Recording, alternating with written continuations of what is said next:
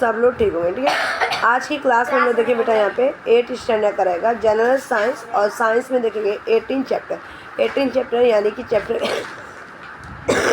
Name दिया गया ecosystem. ठीक है, आखिर इकोसिस्टम होता क्या है, तो जो इकोसिस्टम का पूरा जो चैप्टर रहेगा बहुत कम टाइम में सब कुछ एक्सप्लेन कर दूँगी ताकि दोबारा आपको पढ़ना ना पड़े। ठीक है, बहुत ईजी तरीके से और बहुत अच्छे से एक्सप्लेन करूँगी हर एक वर्ड को, और आपको क्या करना है, लाइक करना है, शेयर करना है, सब्सक्राइब। बहुत दिन के बाद मैं आपको मतलब वीडियो डालने जा रही हूँ। चलते बेटा स्टार्ट करते हैं। देखो मुझे क्या चीज़ें पढ़नी है। सबसे पहले हमारे यहाँ पे इकोसिस्टम क्या था, आखिर इकोसिस्टम होता क्या है। ये इकोसिस्टम देखा जाए तो यहाँ पे लिया गया है, the world around us is the made of the living and non living factor.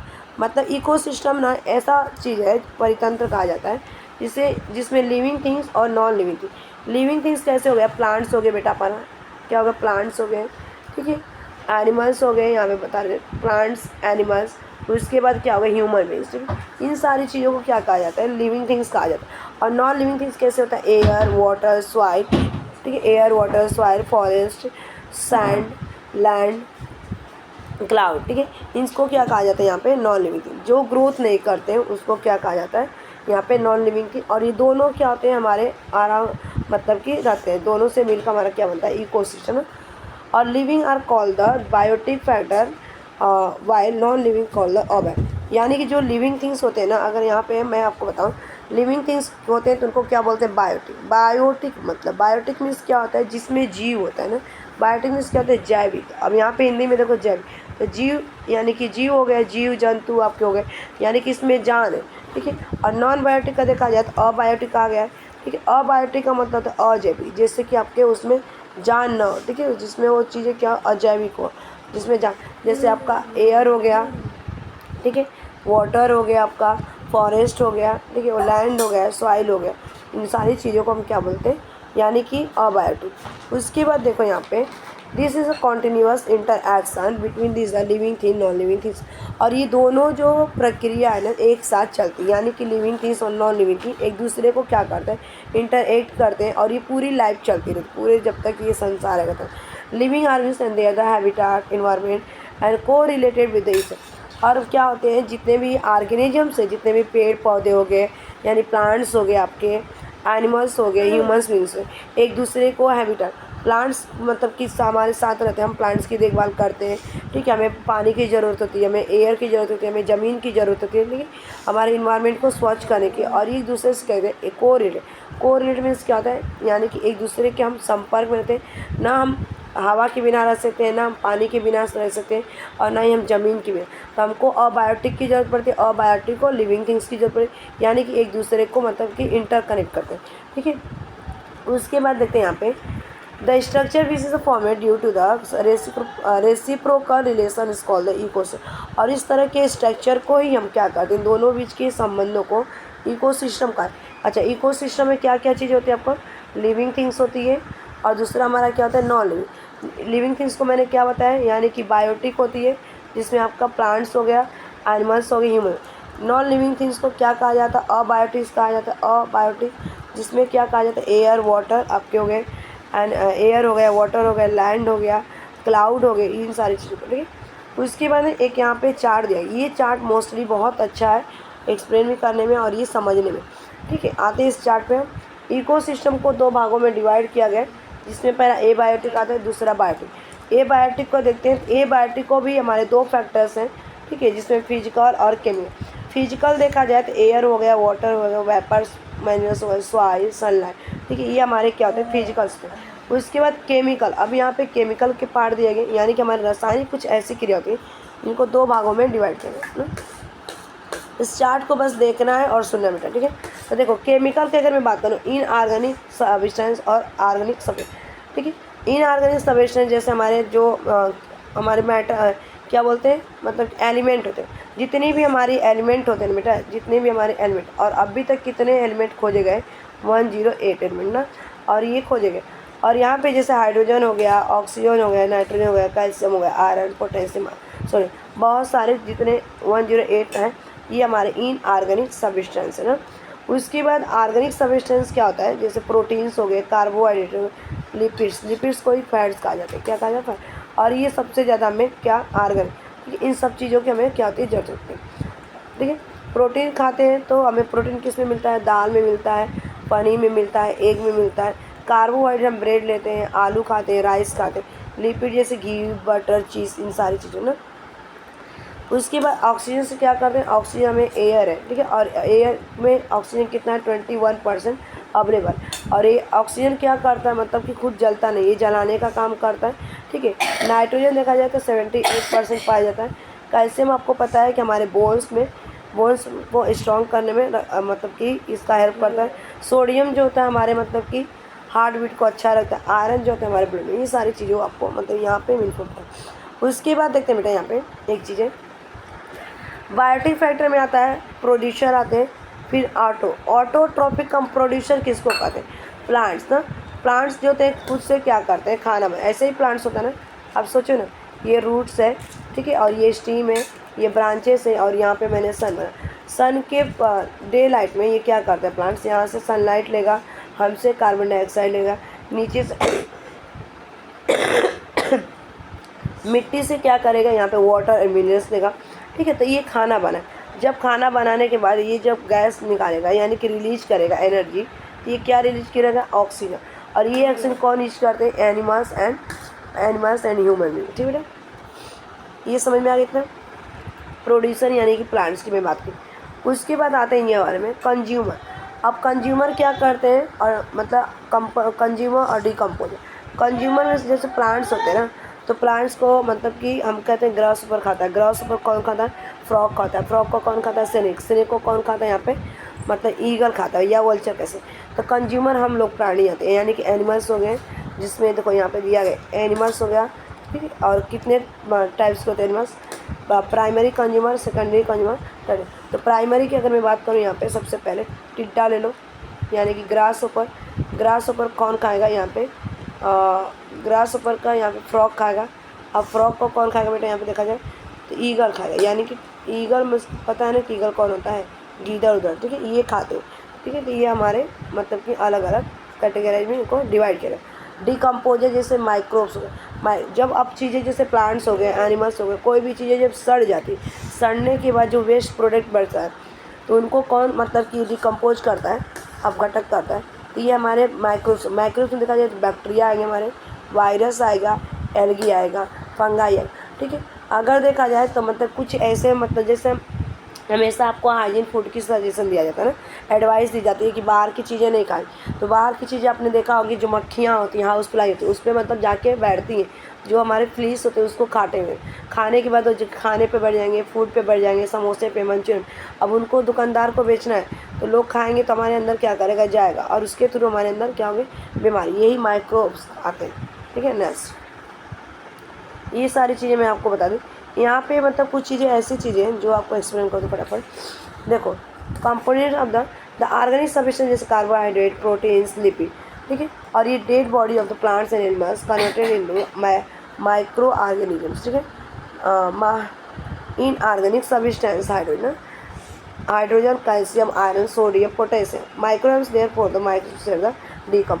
देखो, ऑर्गेनिक सब्सटेंस जैसे कार्बोहाइड्रेट हो गए, प्रोटीन्स हो गए, लिपिड्स हो गए, और प्लांट्स और एनिमल्स जो कन्वर्ट कर देते इन ऑर्गेनिक कंपाउंड में, जिसमें hydrogen, oxygen, calcium, iron, sodium और पोटेशियम। ये माइक्रो मतलब ऐसे होते हैं जिससे कंपोजर किया जाता है, मतलब ये सड़ जाते हैं, गल जाते हैं, इनके खाते हैं डिकम्पोज किया जाता है बैक्टीरिया के द्वारा। उसके बाद स्ट्रक्चर देखते हैं यहाँ पे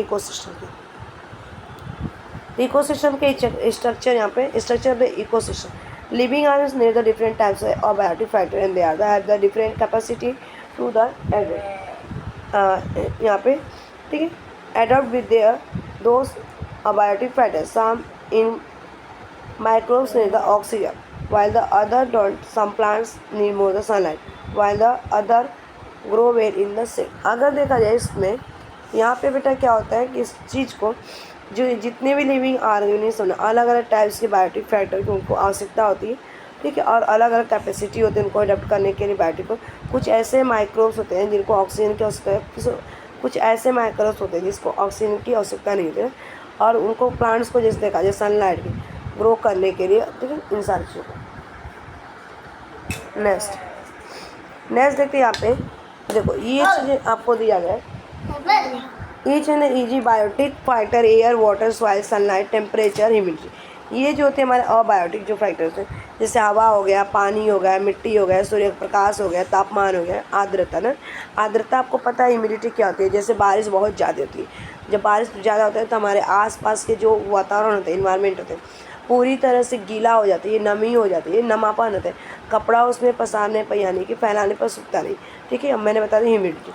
ठीक है, उसके बाद देखते हैं यहाँ पे biotic factor in the ecosystem. अब biotic factor in ecosystem decide the biotic factor will survival in it, the what will be the their number, the proportion of biotic factors in the ecosystem always changing. Biotic factor user existing biotic factor, every biotic factors a biotic factor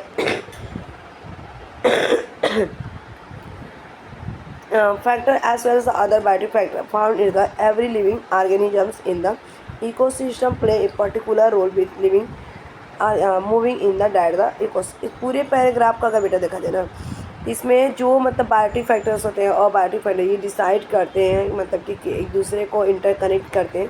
ठीक है, और ये प्रभावित भी करते हैं, affect करते हैं, और जितने भी लिविंग ऑर्गेनिजम्स हैं इकोसिस्टम में, इनका एक पर्टिकुलर रोल होता है जो कि इकोसिस्टम को मूव करता है। ठीक है, इसको देखते हैं यहाँ पे, इधर आते हैं। The position of the any living organism contest to the other living organism and the role in the playing call the niche. ठीक है, नीक बोलते हैं। Example, sunflower plant in the garden involve the oxygen in the air and the provide the food shelter insect like the and honey bee. यहाँ पे एक example दिया गया है, जो सनफ्लावर होता है, ये सनफ्लावर का प्लांट है गार्डन में, और वहाँ पे ऑक्सीजन इन्वॉल्व है। ठीक है, और वो प्रोवाइड करता है फूड को और शेल्टर को। किसको फूड शेल्टर देता है? जो चींटी होती है और हनी भी होती है। ठीक है, नेक्स्ट इस चार्ट को मैं एक्सप्लेन कर दूँ तो यहाँ पे चार्ट है, देखो ये चार्ट कैसे हीट किया गया। अरे हो गया। हीट जो है यहाँ पे फोटोसिंथेसिस, देखो अबायोटिक फैक्टर है, जिसमें अबायोटिक फैक्टर में देखा जाए तो nutrients, solar energy, carbon dioxide, nitrogen, water, minerals etcetera. उसके बाद यहाँ पे बायोटिक फैक्टर, तो बायोटिक फैक्टर कैसे होते हैं? प्लांट्स ना, प्लांट्स जो होते हैं प्राइमरी प्रोड्यूसर होते हैं, और इनको क्या चाहिए? खाना बनाने के लिए फोटोसिंथेसिस करते हैं। सन प्लांट्स मतलब कि सनलाइट चाहिए, कार्बन डाइऑक्साइड चाहिए, वाटर चाहिए, इन सारी चीज़ों। उसके बाद हमें देखो यहाँ पे मिट्टी लिया गया और मिट्टी में प्लांट्स को उसके हीट किया गया। यहाँ पे एनिमल कंज्यूम करेंगे फूड फ्रॉम द प्लांट। अब जो एनिमल्स हो गए, ठीक है, अब ये प्लांट्स को क्या करेगा? जो प्लांट्स से कौन खाएगा? एनिमल्स खाएंगे। ठीक है, और उसके बाद अगर देखा जाए तो ये सर्कल आपको यहाँ पे चलता रहे। बायोटिक फैक्टर होते हैं, जैसे बायोटिक फैक्टर प्राइमरी हो गया, सेकेंडरी होता है। तो प्राइमरी में को देखा जाए यहाँ पे, तो सबसे पहले कौन खाएगा? ग्रास। ग्रास को कौन खाता है यहाँ पे?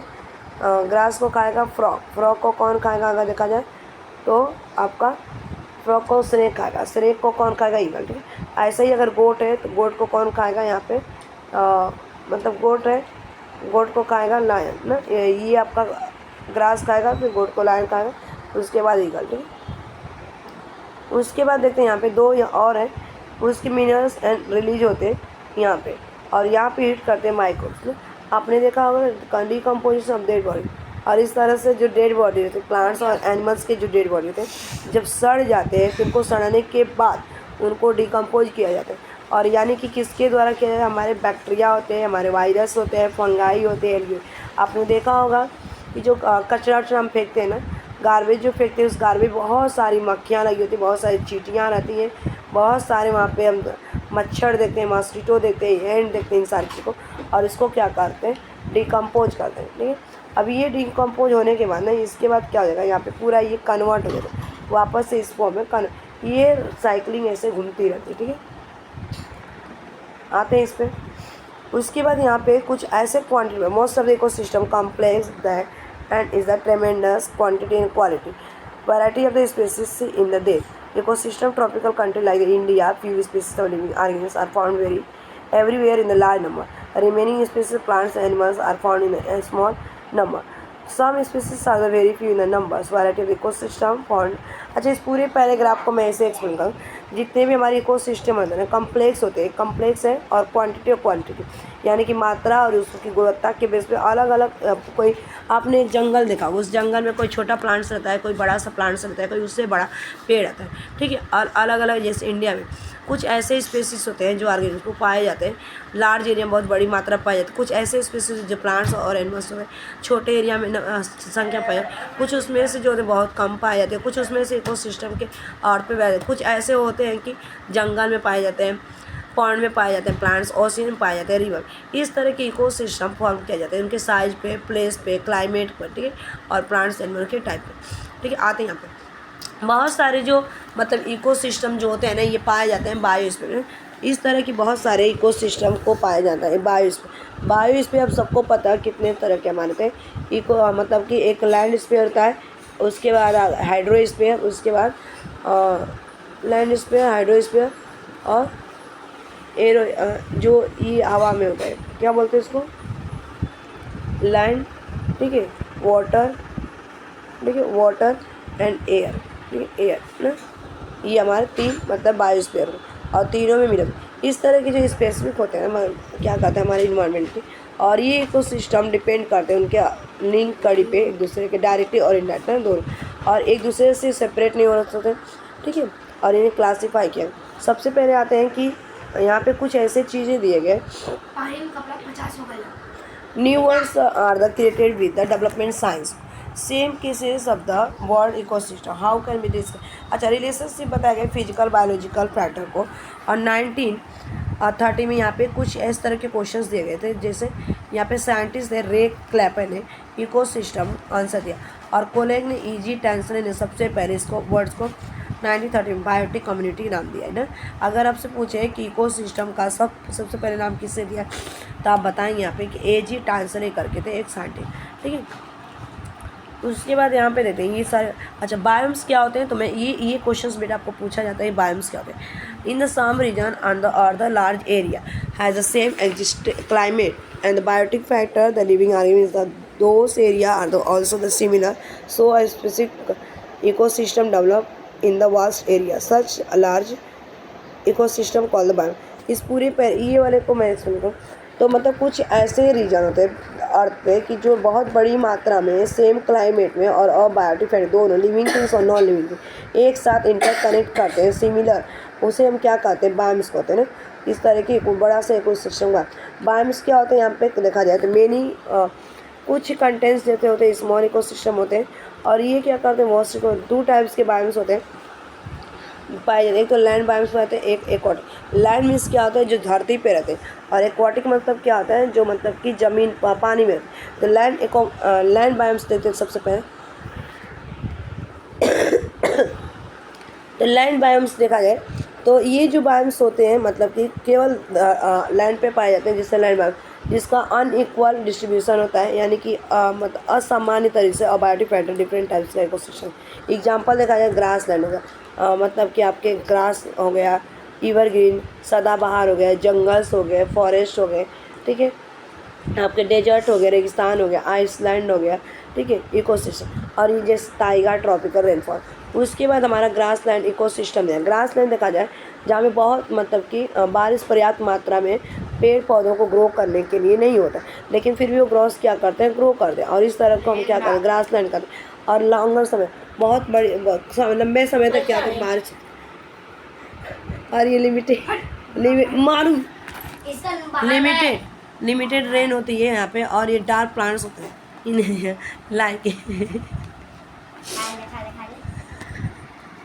लाइक देखा जाए तो एनिमल्स यहाँ पे गोट होते हैं, सीप होते हैं, गोट आपके देखा होगा, और जो भेड़ियाँ होती हैं, जिराफ होती है, जेब्रा होते हैं, एलिमेंट्स एंड द डियर, चीता, लायन, टाइगर, और ये पाए जाते हैं इसी को। और ये अलग अलग टाइप के बर्ड्स हो जाए, इंसेक्ट हो गए, माइक्रोब्स ग्रो करते हैं यहाँ पे प्रेजेंट, कहाँ पे grass.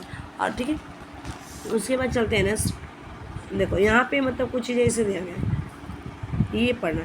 Evergreen forest, evergreen forest आप सबको पता है बेटा कि इसमें मतलब नेचुरल इकोसिस्टम जहाँ पे प्लांट्स एनिमल्स बायोटिक फैक्टर पाए जाते हैं, हमेशा सदाबहार रहता है, ठीक है।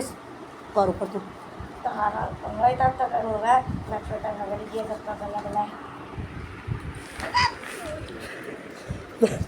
Plants animals and biotic factors है ना। और ये कहाँ पे होता है देखा जाए तो एवरग्रीन फॉरेस्ट, ये जंगल सदाबहार दिख रहा है, हरा भरा, जो ये इसी को कहा जाता है ना, केवल plants plants plants plants plants देखिएगा आपको। उसके बाद चलते हैं ना यहाँ पे,